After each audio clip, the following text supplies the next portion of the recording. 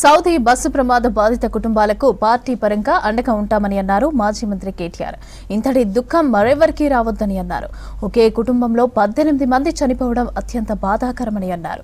ఇప్పటికే కొందరు బీఆర్ఎస్ నాయకులు బాధితులకు తోడుగా వెళ్లారని అన్నారు. ఇక ముషీరాబాద్ లో సౌదీ బస్సు ప్రమాద బాధిత కుటుంబాలకు కేటీఆర్ పరామర్శించారు.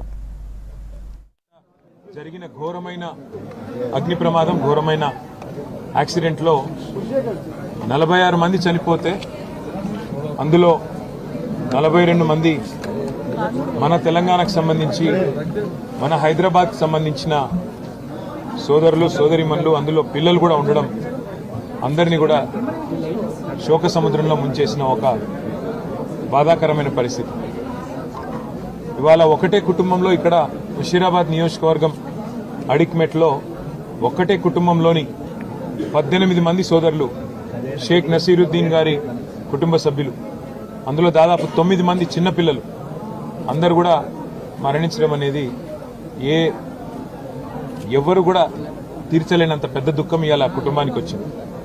అందుకే వారికి కొంత ధైర్యం చెప్పడానికి, వారితో పాటు తెలంగాణ సమాజం మొత్తం కూడా ఉన్నది.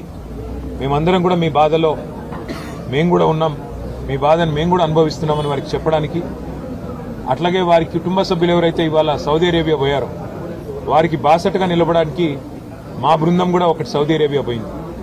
మా పెద్దలు మాజీ ఉప ముఖ్యమంత్రి మహమూద్ అలీ గారి కుమారుడు ఆజం అలీ గారు, అట్లాగే మా ఫార్మర్ వక్ఫ్ బోర్డు చైర్మన్ మసియుల్లా ఖాన్ గారు, వారితో పాటు మిగతా మిత్రుల బృందం కూడా సౌదీ అరేబియాలో అక్కడ అధికారులతో, అట్లాగే ఈ దివంగతులైన వారి కుటుంబ సభ్యులతో కలిసి పనిచేసి వారికి ఆఖరి క్షణాల్లో వారికి అండగా నిలబడడానికి, ఏమైనా కొంత సాయం చేయడానికి అక్కడికి మా బృందం కూడా పోయింది.